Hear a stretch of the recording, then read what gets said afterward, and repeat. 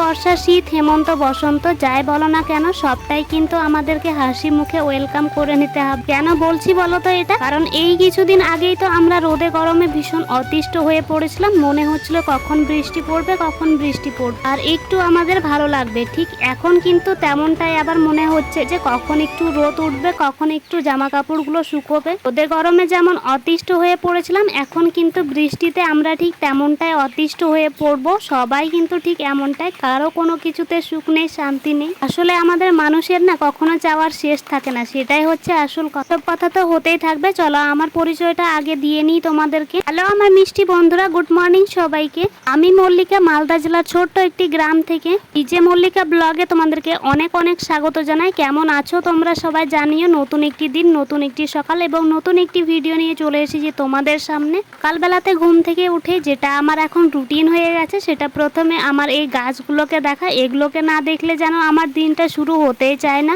ভীষণই ভালো লাগে। আর তোমাদেরকে দেখিয়েছিলাম না যে গাছগুলো একেবারে নুয়ে পড়েছে, কিন্তু এখন দেখো বেশ ভালো হয়েছে। আর এইদিকে আমার লেবু গাছের চারাটাও দেখি বেরিয়ে উঠেছে অনেকটা। তো চলো এখন সকালের বাসি কাজ টুকিটাকি করতে হবে। বাইরে তো অঝরে বৃষ্টি পড়ে যাচ্ছে, সারা রাত থেকে বৃষ্টি হচ্ছে, এখনো কিন্তু বৃষ্টি থামার নাম নালাতে। দেওয়ার এইদিকে ঘুরতে চলে এসেছে বাড়িতে। আর এইদিকে দেখো আমি ভাত বসিয়ে দিয়েছি, সাথে দিয়েছি ডাল সেদ্ধ করতে ক্যারি ব্যাগের মধ্যে বেঁধে। আর এইদিকে দেখো আঙিনার অবস্থা।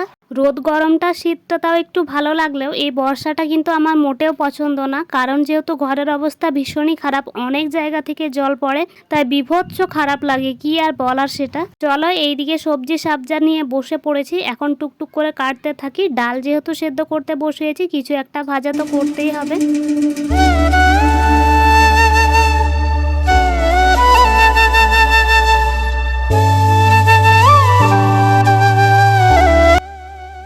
এইদিকে কিন্তু ভাতও দিয়ে দিয়েছি উপর হতে। আর এইদিকে ভাজার জন্য কড়াই বসিয়ে দিয়েছি। আর এদিকে আলু আর বরবটি কিন্তু আমি এদিকে কেটে নিয়েছি, সাথে যা যা লাগবে পেঁয়াজ লঙ্কা সবটাই কিন্তু কেটে নিয়েছি ডালের জন্য আর এই ভাজার জন্য।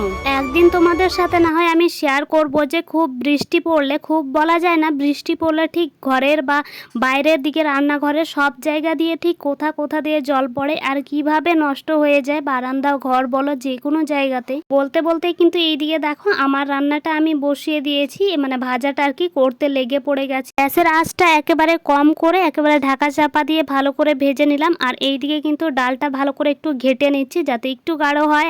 আর এইদিকে কিন্তু ভাজাটা আমি নামিয়ে নিয়েছি আর তার সাথে কিন্তু ভাতটা উপর দিয়ে নামিয়ে নিলাম সেটাকেও। চলো এবার তাহলে ডালটাতে ফোড়ন দেওয়া যাক। এমন কিছুই না, সবাই তো জানো এই পেঁয়াজ রসুন আর তার সাথে কিন্তু ফোড়ন তেজপাতা এগুলো দিয়ে ফোড়ন দিয়ে দিলাম। ঝোলের জন্য জল দিয়ে দিলাম, ঝোল না মানে ওই আর কি যতটুক লাগবে। চলো এটা ফুটতে থাকুক, আমি বাকি কাজগুলো আর কি টুকটুক করে করবো।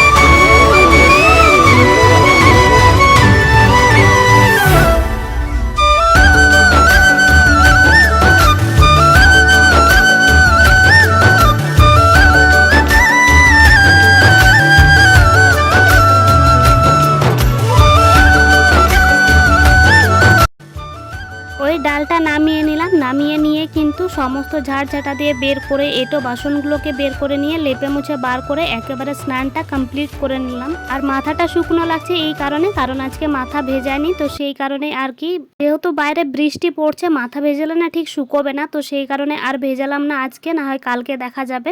এমনিতেও আগের দিন কিন্তু আমি মাথা যেহেতু ধুয়েছি, তো সেই কারণে আর আজকে ধুতে ইচ্ছে করলো না, তো তাই ধুলাম না। রান্নাবান্না কমপ্লিট হয়ে গেলেও কিন্তু এখন আবার চা বসাতে হবে। ভাবতে পারছো এখন চা খেতে ইচ্ছে করছে, তাই চা বসালাম। আসলে আমি ভেবেছিলাম হয়তো বা একটু বেলা গড়ালে একটু ফাঁকা করবে আকাশটা, তখন কিন্তু বড় কাজে বেরোতে পারবে, তো সেই কারণে কিন্তু সকালবেলা ভাতটা করে নিয়েছিলাম।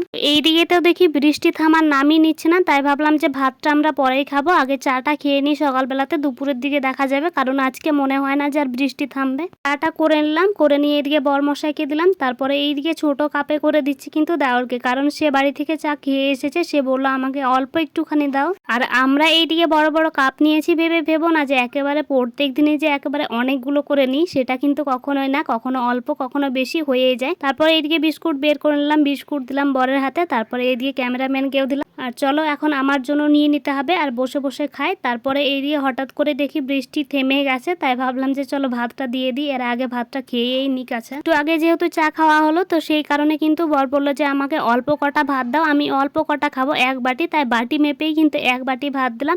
আর এইদিকে বললাম তোর ভাতটা আমি সাজিয়ে দেবো, সে বললো আমি সাজিয়ে গুছিয়ে দিলে ভাত খাবোই না, তো সেই কারণে আর সাজাতে গেলাম না। তার নাকি আবার এসব পছন্দ না, তো কি আর বলার, যার যেমন পছন্দ যার যেমন ইচ্ছে।